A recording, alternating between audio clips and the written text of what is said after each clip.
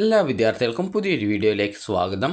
ഈ വർഷത്തെ Kerala engineering pharmacy പ്രവേശന പരീക്ഷയുടെ നോർമലൈസ്ഡ് മാർക്ക് പ്രസിദ്ധീകരിച്ചു. അതായത് കീം 2024 റിസൾട്ട് പ്രസിദ്ധീകരിച്ചു.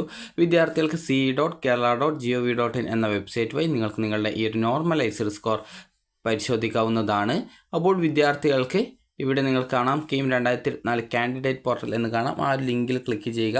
ഈ ഒരു ലിങ്കിൽ ക്ലിക്ക് ചെയ്ത ശേഷം പിന്നീട് വരുന്ന പേജിൽ നിങ്ങൾക്ക് നിങ്ങളുടെ ആപ്ലിക്കേഷൻ നമ്പറും പാസ്വേഡും അതുപോലെ ആക്സസ് കോഡും നൽകിക്കൊണ്ട് നിങ്ങൾക്ക് നിങ്ങളുടെ ലോഗിൻ ചെയ്തുകൊണ്ട് നിങ്ങൾക്ക് നിങ്ങളുടെ ആ ഒരു നോർമലൈസ്ഡ് സ്കോർ അറിയാനായിട്ട് സാധിക്കുന്നതാണ്. അപ്പോൾ വിദ്യാർത്ഥികൾക്ക് ഇവിടെ നോട്ടിഫിക്കേഷനിൽ ജസ്റ്റ് ഈ ഒരു നോർമലൈസ്ഡ് സ്കോറുമായി ബന്ധപ്പെട്ട് നിങ്ങൾക്ക് കുറച്ച് നിർദ്ദേശങ്ങൾ നൽകിയിട്ടുണ്ട്. അപ്പോൾ ജസ്റ്റ് നമുക്ക് നോക്കാം. അപ്പോൾ വിദ്യാർത്ഥികൾ നോർമലൈസ്ഡ് സ്കോർ ജസ്റ്റ് ചെക്ക് ചെയ്ത് നോക്കുക. ഇനി വിദ്യാർത്ഥികൾ നിങ്ങളുടെ +2 സ്കോർ അപ്ലോഡ് ചെയ്ത് കൊടുക്കേണ്ടതായിട്ട് വരും. അപ്പോൾ ആ ഒരു സമയത്ത് നിങ്ങൾ +2 സ്കോർ കറക്റ്റായിട്ട് അപ്ലോഡ് ചെയ്ത് കൊടുക്കാനായിട്ട് ശ്രദ്ധിക്കുക. അപ്പോൾ വിദ്യാർത്ഥികൾക്ക് ഈ ഒരു കീം 2024 കാൻഡിഡേറ്റ് പോർട്ടൽ എന്ന ലിങ്കിൽ ക്ലിക്ക് ചെയ്ത് നിങ്ങൾക്ക് റിസൾട്ട് എന്നുള്ള കാണാൻ സാധിക്കും. അപ്പോൾ ആ ഒരു നിങ്ങൾക്ക് ലോഗിൻ ചെയ്ത് കഴിഞ്ഞാൽ നിങ്ങൾക്ക് റിസൾട്ട് എന്ന് പറഞ്ഞുള്ള ലിങ്ക് കാണാം. അതിൽ ക്ലിക്ക് ചെയ്തുകൊണ്ട് നിങ്ങൾക്ക് നിങ്ങളുടെ നോർമലൈസ്ഡ് സ്കോർ കാണാൻ സാധിക്കുന്നതാണ്. അപ്പോൾ 5-ാം തീയതി മുതൽ, അതായത് ജൂൺ 5-ാം തീയതി മുതലാണ് എക്സാമിനേഷൻ നടന്നിട്ടുണ്ടായിരുന്നത്. അപ്പോൾ അന്നത്തെ ആ ഒരു എക്സാമിനേഷനിൽ നിന്നും ഫിസിക്സിൻ്റെ ഒരു സെഷനിൽ നിന്നും ഒരു ക്വസ്റ്റ്യൻസ് ഡിലീറ്റ് ചെയ്തിട്ടുണ്ടായിരുന്നു. അപ്പോൾ അതിനുശേഷമുള്ള സ്കോർ ഒബ്റ്റൈൻഡ് റിമൈനിങ് 44 ക്വസ്റ്റ്യൻസ്, അതായത് 44 ക്വസ്റ്റ്യൻസ് ഹാവ് മൾട്ടിപ്ലൈ ബൈ 44, അതായത് 45/44 കൊണ്ട് ഹരിച്ച ശേഷം അത് അതിനെ കൊണ്ട് ഗുണിച്ച ശേഷം പിന്നീട്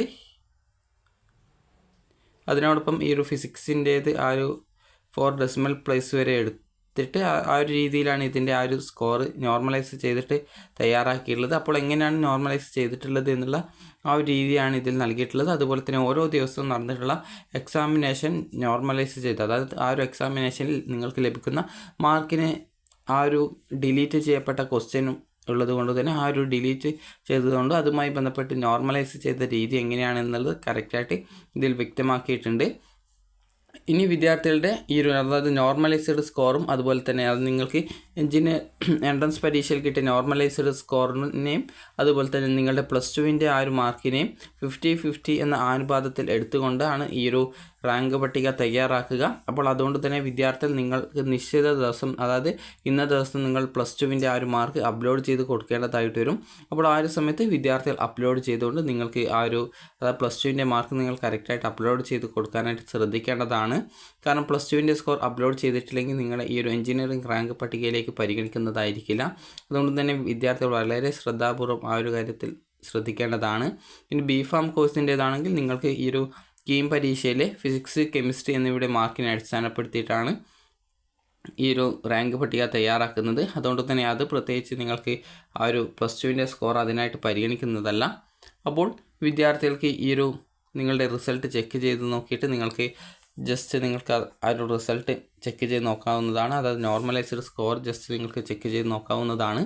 അപ്പോൾ വിദ്യാർത്ഥികൾക്ക് ഈ ഒരു വീഡിയോ ഉപകാരപ്രദമായിട്ടുണ്ടെങ്കിൽ ലൈക്ക് ചെയ്യുക, ഷെയർ ചെയ്യുക. Thank you.